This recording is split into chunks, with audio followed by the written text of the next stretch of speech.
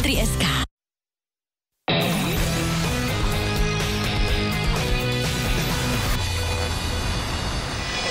Na rade je šport. Dobrý večer. Peter Sagan aj v 10. etape Tour de France potvrdil oprávnenosť držania zeleného dresu pre najaktívnejšieho jazdca. Pondelňajší deň voľna prišiel Petrovi Veličovi i Petrovi Saganovi vhod a slovenský líder bodovacej súťaže dal jasným gestom najavo, že je v pohode. V šprinterskom súboji o 5. miesto na rýchlostnej prémii síce s Andrej Greipelom 23-ročný Žilinčan prehral, no aj po zdolaní 197 km sa držal na špici pelotónu.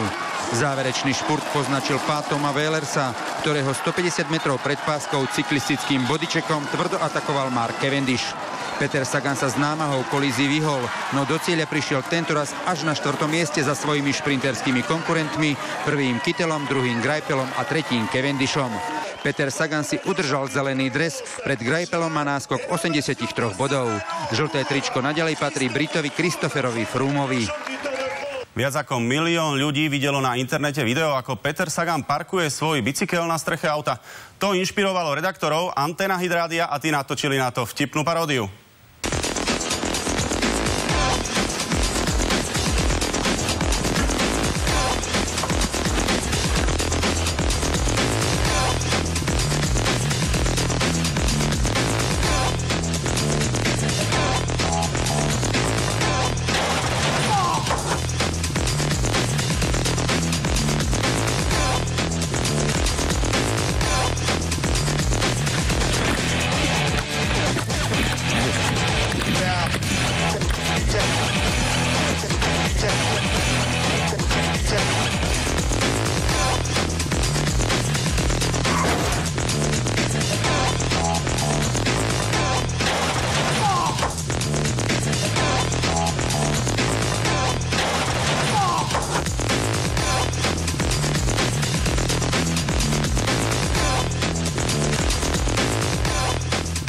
Slovenský reprezentant Marek Sapara sa dnes v Bratislave podrobil operácii pravého kolena.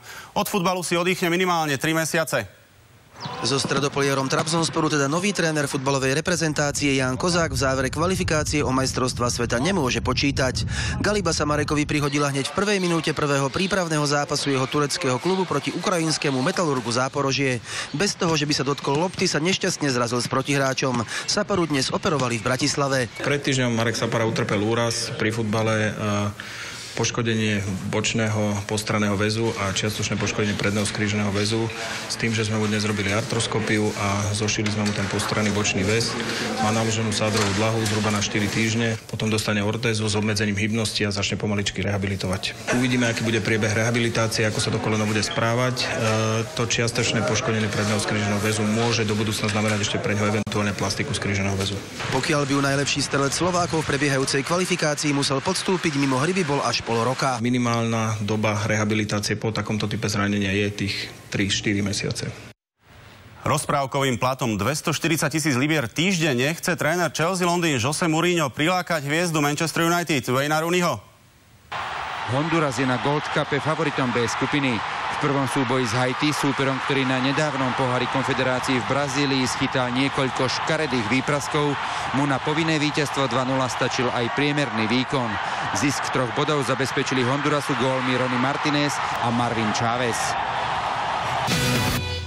V druhom súboji bez skupiny šampionátu Severnej a Strednej Ameriky si súperi body delili. Po strele Keona Daniela síce tým Trinidadu a Tobaga vyhrával 1-0, ale Salvador kontroval 2 presnými zásahmi Rodolfa Zeláju. Ten sa na štadióne v Harrisone v New Jersey blisol najskôr parádnym priamym kopom a potom potešil fanúšikov aj pohotovou hlavičkou. Zdravý ťah na bránu a dravosť však na druhej strane predviedol aj Kenvin Jones, ktorý svoj vyrovnávajúci gól oslávil peknou akrobatickou minizostavou. Tým Trinidadu a Tobaga remizoval so Salvadorom 2-2. Prekrásne góly ale padajú aj v bieloruskej lige. Alexander Karnický dal gól, na ktorý do konca života nezabudne. V 16. kole Bieloruskej ligy v závere prvého polčasu zahral brániaci útočník Torpeda Žodino nedovolenie rukou a hostia získali výhodu priameho kopu. Stredopoliar FC Gomel si všimol, že brankár súpera Vladimír Piatigorec je ďaleko od brány a tak bez zbytočnej prípravy napálil loptu vari zo 70 metrov. Málo ostražitý domáci golman sa jej síce zľahka dotkol, no preniknúť do siete jej nezabránil.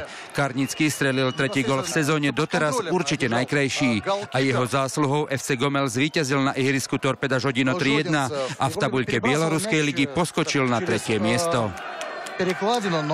Dostihový derby festival na nemeckom hypodróme Hamburg-Horn zatienil incident ako z hororu. Upozorňujeme, že video, ktoré sa objavilo na internete, je len pre silnejšie povahy. Skupinka troch koní bez jazdcov, ktorí na trati spadli, sa náhle obrátila proti pokračujúcim účastníkom, čo viedlo k čelnej zrážke v plnom tempe, teda v súčte rýchlosti približne 100 km za hodinu. Jazdec Bohumil Nedrostek odletel zo sedla, no našťastie utrpel len zlomeniny. Žiaľ, kone Glad Royal a Cool Kid zaplatili za kolíziu životom. Kameramani pretekov Formuly 1 budú takisto musieť nosiť v boxoch prilby. Malo by ísť o opatrenie po poslednom nešťastí v Nürburgringu. Za nedbalosť pri výmene pneumatík na monoposte Marka Webera počas veľkej ceny Nemecka dostala Red Bull pokutu 30 000 eur. Rakúsky tím ich musí zaplatiť za chybu mechanikov, ktorá mala pre jedného z kameramanov vážne následky. Paul Allen po náraze rútiaceho sa 15-kilogramového kolesa utrpel nielen zlomeninu rebier a otras mozgu, ale podľa neskorších informácií aj fraktúru kľúčnej kosti. Partnerská súhra pri divácky atraktívnom športe, takzvanom nosení manželky, je nesmierne dôležitá. Nežnejšia polovička by hlavne nemala pred pretekmi muža príliš vytočiť. Vyzerať by to malo asi takto. Prevedenie víťazného fínskeho dua Tajsta Meitinena a Kristiny Hapanenovej vykazuje práve známky vzájomnej zhody. Možno je to iba preto, že zatiaľ ešte nie sú manželmi. U ostatných párov si už úplne čistými úmyslami, u niektorých pánov asi byť celkom nemôžeme. Už napokon posúďte sami.